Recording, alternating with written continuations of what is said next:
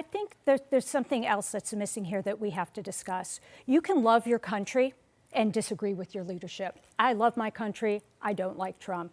I love Israel and the Israelis. Netanyahu has to go. And I've been saying that for a very long time, way before October 7th. But I think right now what we need to focus on is Illinois 9 debate going on right now between Kat Abou-Ghazaleh and Daniel Biss. About exploiting parliamentary procedure to ensure that Republican legislation doesn't get through. Any time spent blocking that legislation Bro, is 80 time people well are spent watching if this. it's not All right, well, there's a terrorizing our filibuster in the communities. Senate. What could you do in the House on that front? Like I said, we can break quorum. We can also be using our resources right now to actively feed people, clothe people. We do that in my campaign. Our office at 7016 North Clark Street doubles as a mutual aid hub. If you want to bring by men's clothes, toothpaste, toothbrushes, shampoo, or conditioner, we could really use your help. But the Democratic Party could be doing this at large with its massive donor base. All right, Mr. Biss, then, are there some perhaps extreme tactics Democrats should resort to and maybe not move forward, assuming this is like the 90s or the early 2000s?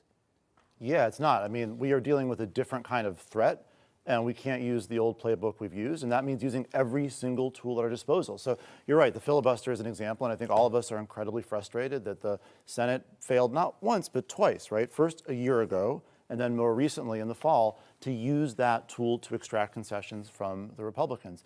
But the basic attitude we ought to have when the level of emergency is what it is any tool that we can find we use. And that's This is Daniel Biss. He's currently polling in first place. Finding creative mechanisms to keep our residents safe from ICE. I've now been on the phone with dozens. Inshallah, AIPAC will attack him because he's been critical of Israel, and that will open up an opportunity for Kat. It may be difficult, it may be pushing the envelope, maybe on the edge, but it's necessary when you're in this kind of emergency. Ms. Fine, regardless, Democrats are projected as of now to take back control of the House, but it would likely be a small majority. Lots of bills get passed that don't get the attention that some of the big ones do. Where will you work with Republicans? On what issues?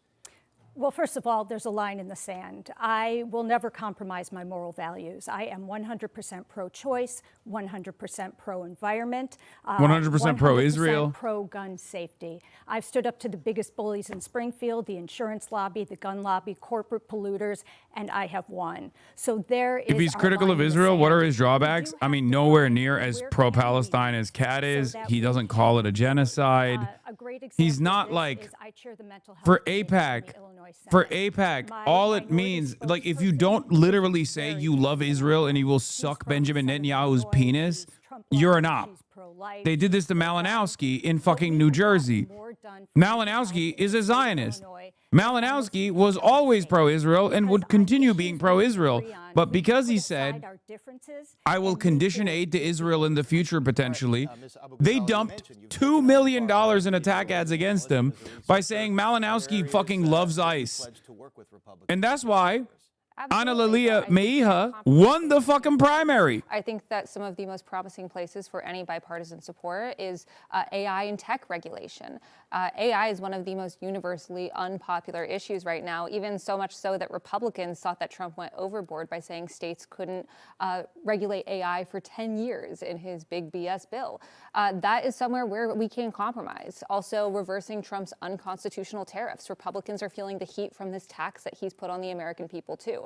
But we also have to talk about the donkey in the room. When it comes to leverage, it feels like Democratic leadership is allergic to it. And in our race, we have a lot of progressives. A lot of people will vote to raise the minimum wage. But will they be pressuring their colleagues publicly and privately to do the same?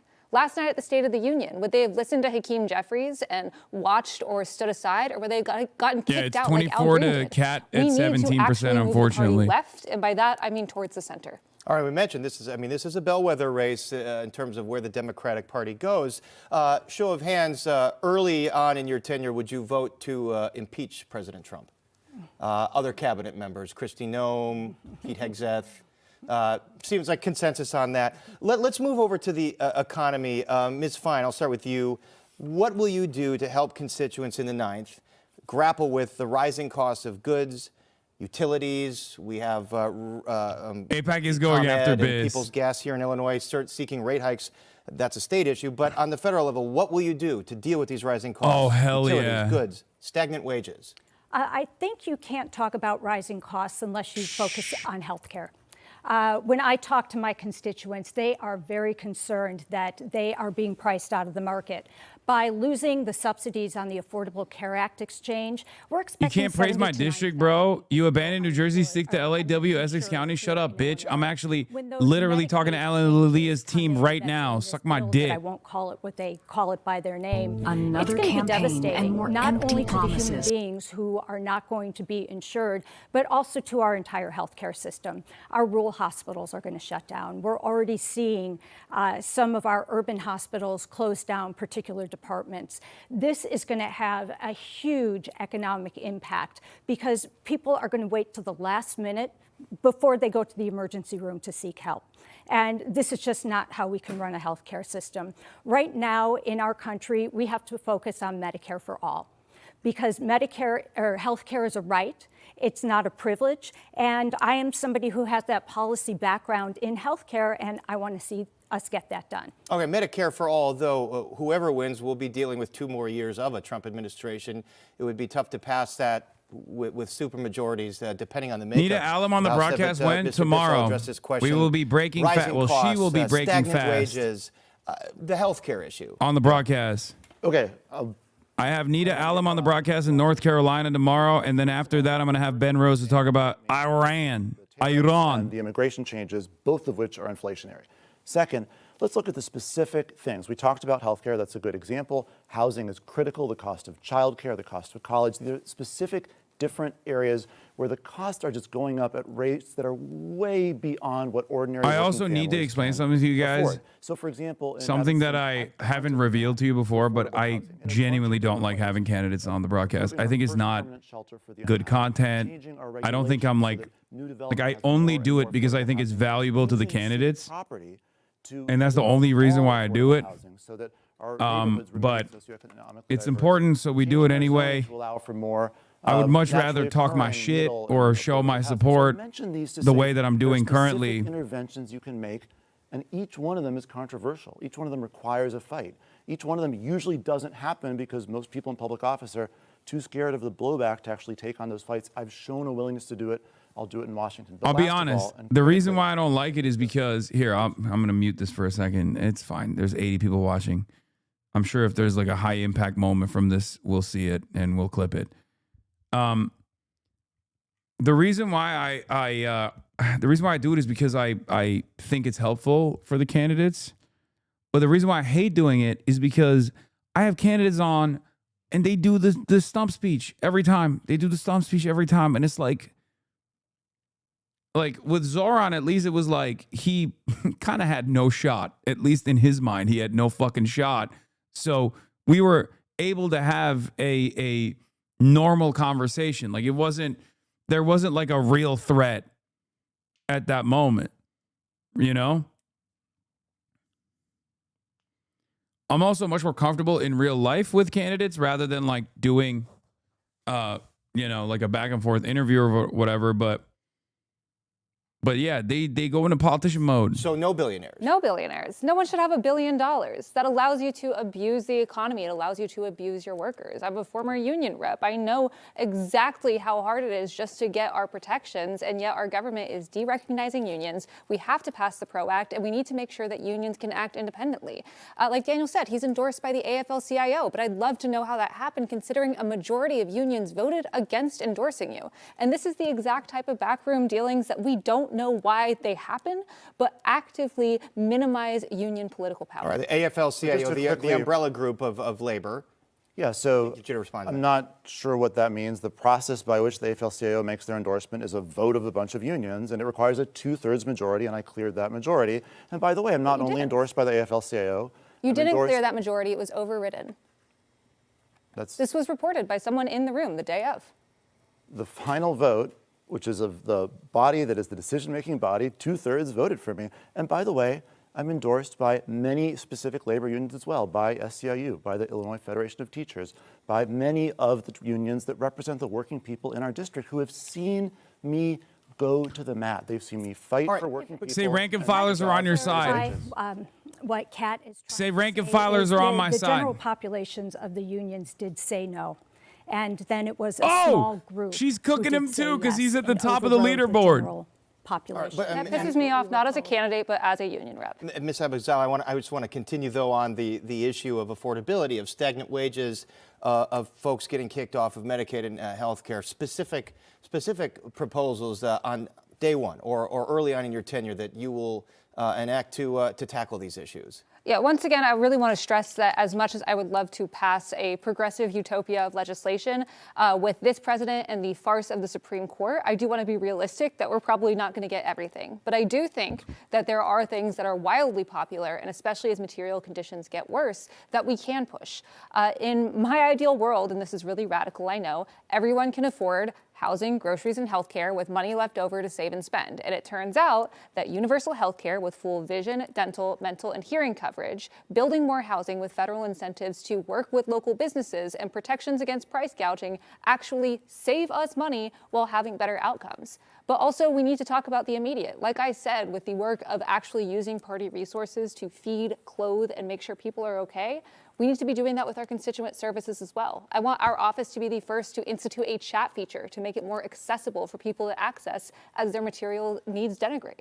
All right, so all-important role of Congress that goes under the radar is interfacing with constituents who call or come into the office. Ms. Fine, I want to get to the issue of ICE and immigration. We know that Mr. Biss and Ms. Abu-Ghazaleh have been out there protesting at Broadview. They support the abolishing of ICE. Do you support abolishing ICE? And if so, how do you propose the nation enforce federal immigration law? Absolutely. So I do support abolishing ICE. My state Senate office. Oh, get the fuck out of here. Dude, it's crazy that these like old establishment Democrats are like, yeah, I support Medicare for all, abolishing ICE. What's next? Luxury communism now. Gay space communism. Whatever the fucking youth want to hear, I will say it. And this reign of terror happens to be these officers who are killing people in our streets. I mean, we have young children in Minnesota. Kat has a hard battle here. Her district is gerrymandered towards older, wealthier Neil lives. I know. Going to age without her son. Daniel Biss also has like way more name recognition. He would have a much easier time clearing the fucking field if Kat wasn't there right now. Law enforcement officers here in the state of Illinois. And there's a really good reason why. Our officers work to gain the trust of their constituents. They are trained for years in crisis intervention, mental health, de-escalation. These people who work for ICE, we don't know much about their backgrounds, and they used to get 5 months of training. Now they're down to 47 days. Then they're given a gun, they're given a mask, and they're set free on our streets. And the proof is in the pudding. Look at what's happening as a result of it. Specifically, Mr. Biss, if no ICE, how does the nation enforce federal immigration law? I've supported abolishing ICE for years. I came out for that in 2018, a time when, thank God, things weren't as bad as they are now, but they were really bad. And by the way, the writing was on the wall, because what we should not have is a military-style enforcement of borders. It does not make sense to have this army marauding around the interior of our country, allegedly doing immigration enforcement. By the way, what they're doing basically has nothing to do with immigration. It has to do with authoritarian power and control and domination and brutality. And so we have to have a humane, reasonable way to do border enforcement that's not about violence, and it's not about terror. And ICE cannot be any part of it. If you look at the culture, the legal basis, the broad authorities, and the style of this organization, it's got to be demolished, period. I can give you specifics. Specifics. So we need to, first off, abolish and prosecute ICE and DHS. And we return DHS's responsibilities to the Departments of Justice, State, of Treasury, of Transportation, all of these responsibilities that were taken from those departments, we return them there, and we build an immigration system similar to what we had before ICE, but even better with more federal workers. We need to fully abolish and prosecute ICE. We need to repeal the Patriot Act. We need to lift refugee caps, and we need to offer complete amnesty and citizenship to any immigrant here who has not committed a violent crime. Additionally, we need trials. There is no moving forward without justice. Stern words for Greg Bovino aren't enough. Body cameras aren't enough. We need people willing to put everything on the line, not when it's politically convenient, and not have their hands in their pockets. Let me ask you this. If ICE has information on known violent criminals in the community who are undocumented, should local authorities cooperate? We have a justice system that can function without ICE, and that functioned without ICE before. ICE has shown that it is completely untrustworthy, that it lies, that it kills, that it kidnaps, that it abuses. ICE should not be seen as any legitimate law enforcement agency, and I don't trust a single thing they say.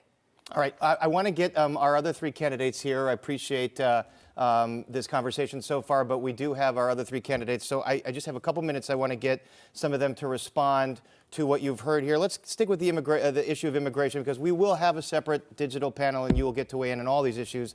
First, Mr. Simmons, how does the nation go about enforcing federal immigration law without ICE?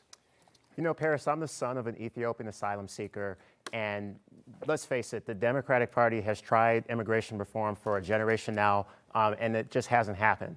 I'm part of a new generation of people running for office who's going to bring new blood and new energy to this issue. And the reality is that we need a pathway to citizenship for everyone that is in our country, including undocumented immigrants. We need to abolish ICE. I've said that publicly. That's part of my platform. And we need to increase the number of refugees that we resettle in the United States, like my dad, particularly when political violence is on the rise around the world right now. We need to be giving temporary protected status and pathways to people who are fleeing persecution the way America always has done. And I should mention the 9th Congressional District, a large population, especially in Rogers Park, of resettled refugees. Ms. Amawala, how, though, does the nation does have to enforce immigration laws, so how should it do that?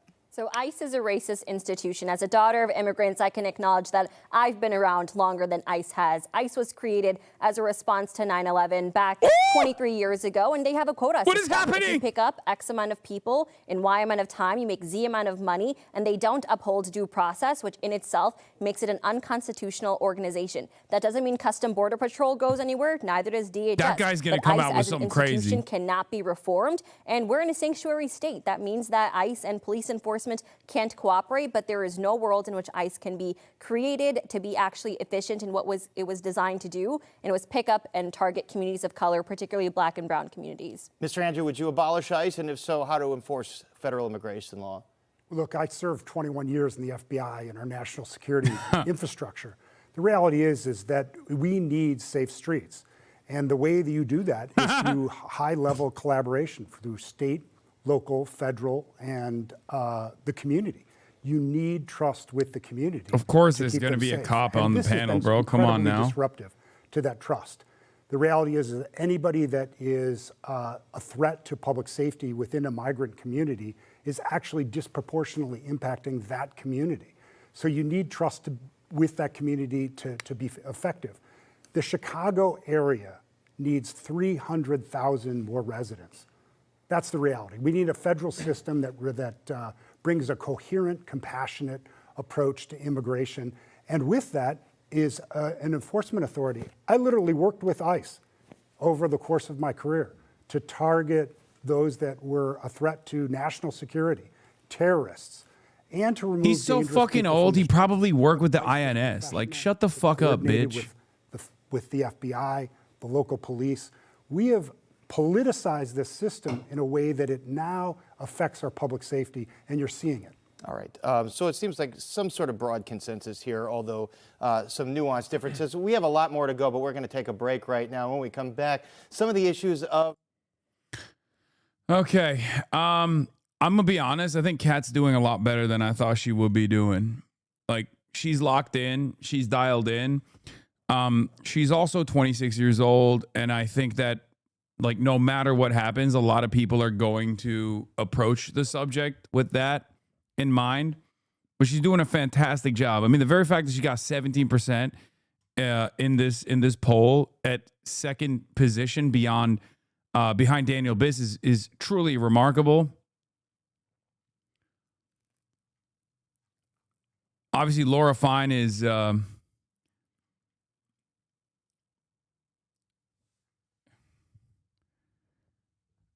Laura Fine, I think, is the AIPAC candidate. Daniel Biss actually courted AIPAC. Daniel Biss is the one who courted AIPAC and then and went back on it. But apparently, Dark Money Super PAC Elect Chicago Women goes negative on Daniel Biss in a new ad. Let's take a look. Another campaign and more empty promises from Daniel Biss. Promising to protect Medicaid, Daniel Biss voted to cut Medicaid for working parents in Illinois.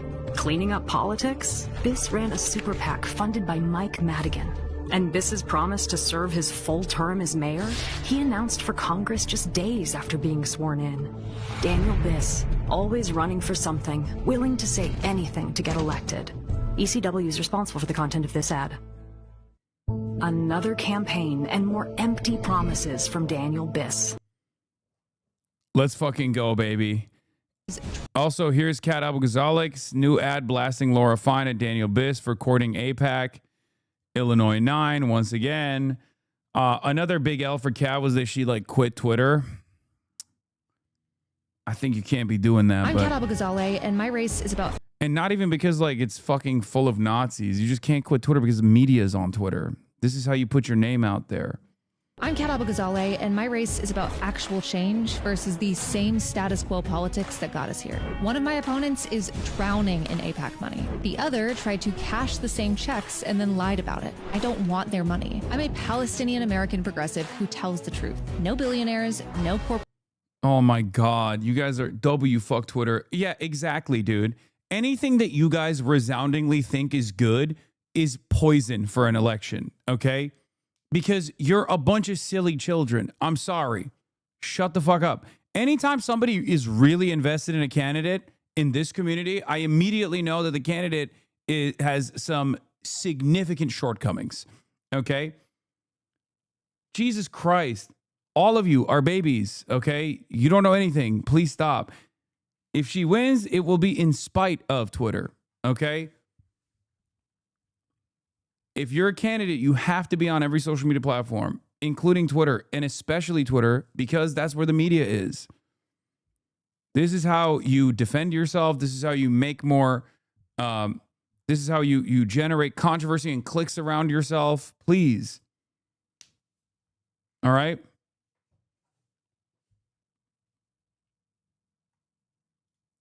What? It was just a tattoo, Hasan. Grow up. What are you talking about?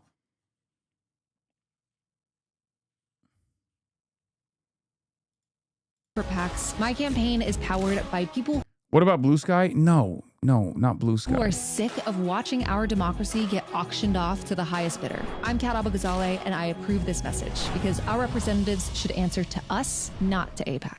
I'm Kat Abou-Ghazaleh. The media is also on Blue Sky. You just don't know because you refuse to go there. Yeah, you know what else is on Blue Sky? Quotes that are screenshotted from Twitter to generate discourse on Blue Sky. Can I just be a professional in one field where I can know things and you just say, you know what? Maybe he knows things. Maybe he knows more than I do. Can we have one thing? Can social media be that one thing? Have you ever encountered a socialist content creator that has been able to be one of the largest content creators in the most reactionary country on the fucking planet? Clearly, I know what the fuck I'm doing on one angle and one angle only. Okay? And that's social media. And I can't have a single goddamn conversation about social media without chatters being like, nah, dude, my fucking Lobby Twitter account is popping, or my Lobby Blue Sky account is popping. I know what drives clicks. Please, man. Please. Like, when I talk about stuff like this, I'm coming from I'm looking at it from a place of experience, okay?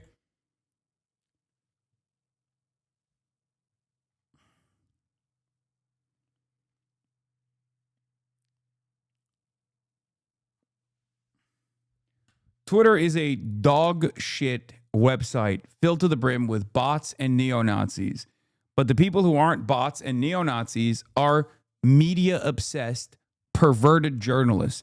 People like myself, okay? Media-obsessed perverts like myself, and also journalists. Twitter still obsesses discourse. Bro, no one is questioning your obsession with getting more clout. And my race is about... Oh my God, we're talking about someone trying to win an election. That literally is the same... It's marketing. It's marketing, you fucking idiot. I'm talking about marketing and ideology, and then I'm also comparing it to marketing your campaign. You're so fucking stupid. You're so stupid, but you're the most moral, okay? You're stupid, but the most moral person anyone's ever encountered. We had more money from Trump donors the last quarter of 2025 than from our own district.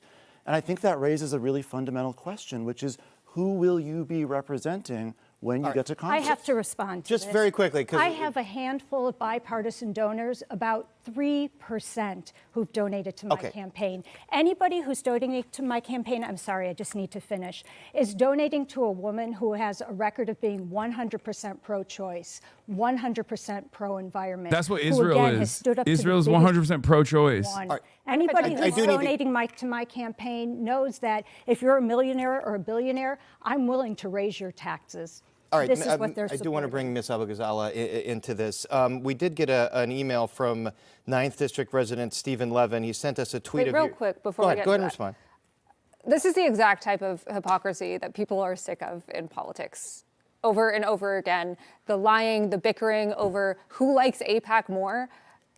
The idea that you can separate yourself even after meeting with them, even after pushing an organization that supports this administration and that is supporting a genocide is not a group you should meet with. And frankly, both of you are trying to push policies that, even if you're supporting the Block the Bombs Act, have a lot of very precarious and dangerous implications, such as anti-BDS legislation, such as not conditioning certain aid. We need to ensure that we are following our own laws and not lying about who we are or who's supporting us. Okay, speaking of Israel and Palestine, Ms. Abu-Ghazaleh, we got an email from 9th District resident Stephen Levin, who brought up this tweet of yours from 2024, responding to President Biden's criticism of Hamas. It said, quote, pretending October 7th was motivated by ancient desires to kill Jews is not only wildly it's 100% racist, but correct, wrong. by the way. Like 99% of attacks in history, both by military and terrorists, October 7th was not in a vacuum. It had motivation, which is why they took hostages. Is this somehow saying that the October 7th attack was justified? Not at all. That's not at all what I was saying.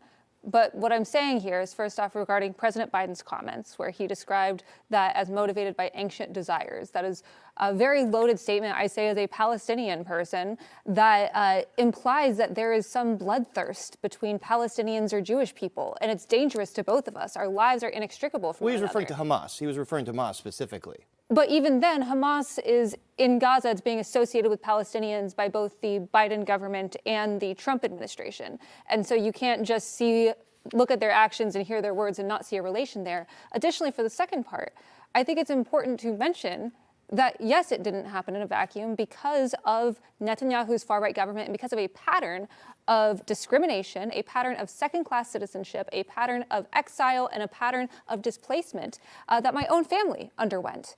And my position on this is really not that radical. Every civilian deserves to be safe. No child deserves to go to bed hungry. She should also say she worked at Media Matters tackling Palestinians anti-Semites deserve for to most of her we career. should recognize their statehood so they can Like literally. negotiate a She was a solution. George Soros operative at Media Matters, Would you okay? consider him a war criminal? Would you support international war criminal charges? Like- One hand up.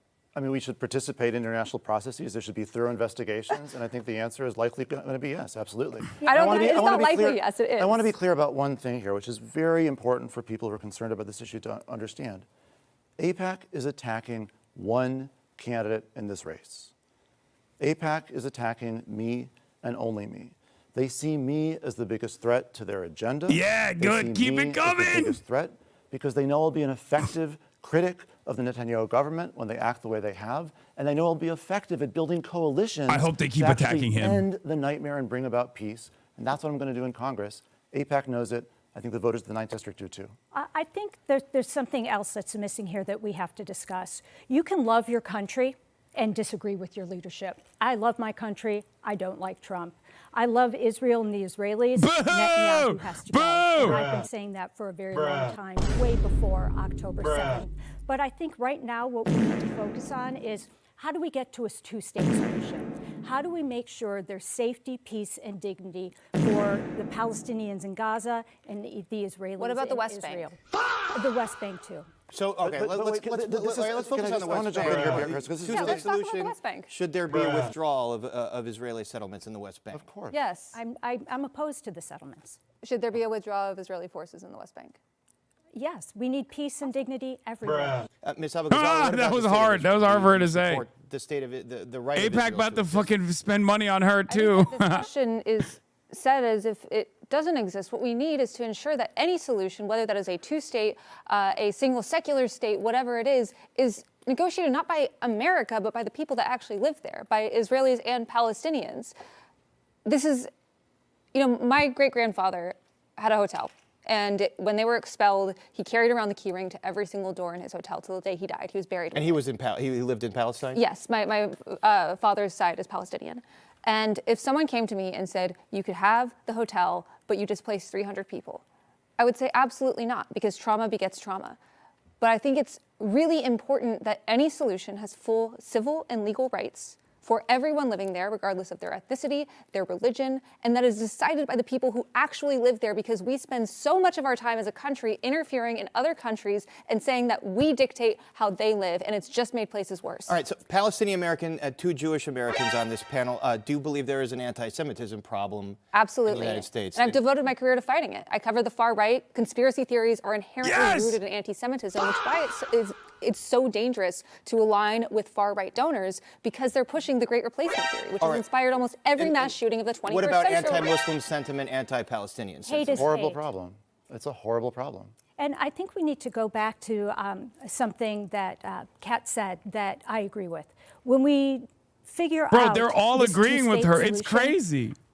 the Palestinians need to be brought to the table, because right now we are in a humanitarian crisis. And we have to make sure that I don't believe every it. I don't believe when she says has it. the opportunity to be fed, to be housed, has health care, has schools. Right now, I think President Trump is making us a laughingstock, because he's talking about building hotels and golf courses in Gaza.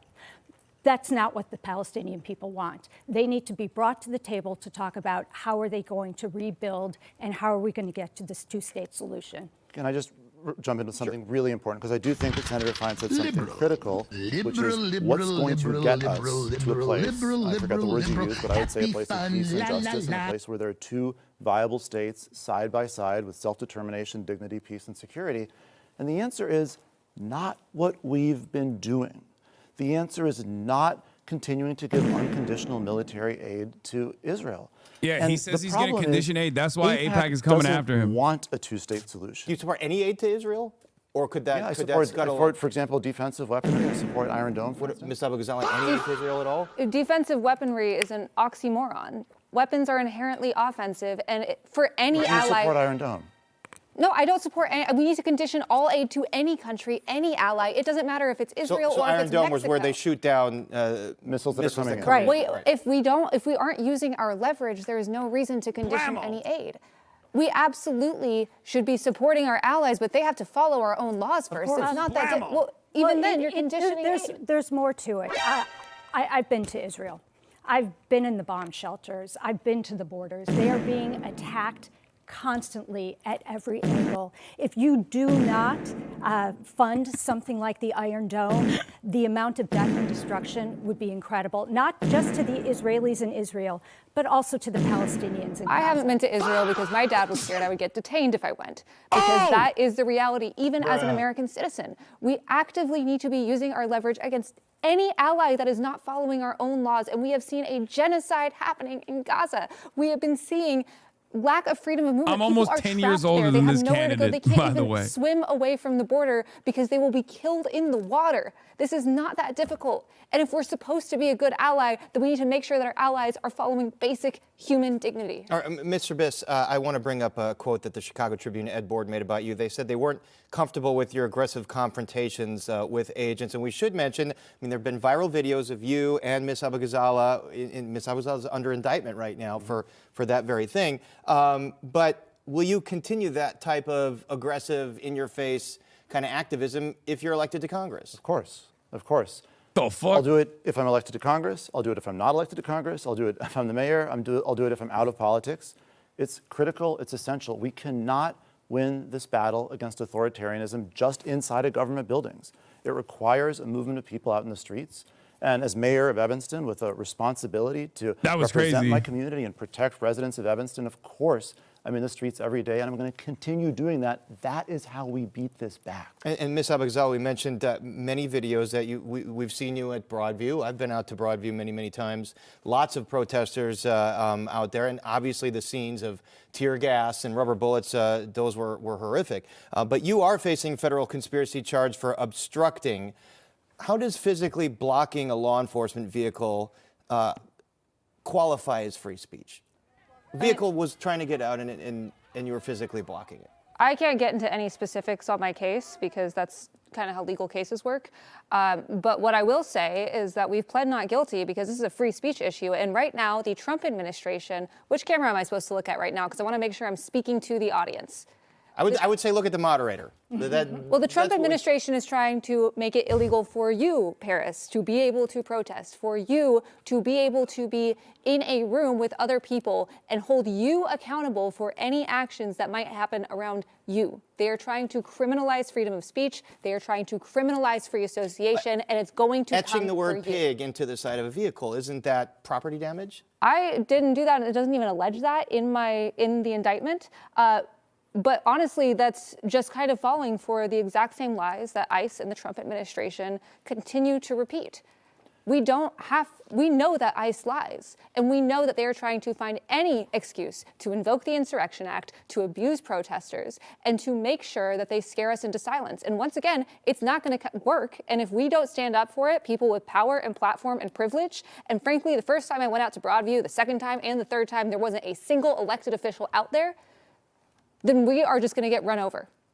And Mr. Biss, you were out in Broadview as well, and there are videos about Ms. Fine. I just want to say I really agree with that. First of all, these people are liars, so don't take them at their word when they make all kinds of allegations, because you know what they said about the murder of Alex Preddy. You know Daniel what they said Biss, more about like the murder Daniel of Ronnie Riz, Good. dude. You shouldn't take them any more seriously when they're talking about Kat or he anybody is so here in aggressively Illinois. trying And to second of all, lean we are in an into emergency, Kat's. and we have to do as He is so aggressively trying to fucking lean into Kat's shine. It's crazy. To put a stop to the nightmare and keep people. So again, we've seen the two of you, many videos out there. Ms. Fine, we haven't seen that with you. Are you meeting the moment if you're not out there sharing this frustration with protesters? I feel I am. I've been at local protests, but what's more important is I've been doing the work to get it done, to protect the people here in Illinois from what's going on with. All right, I have to get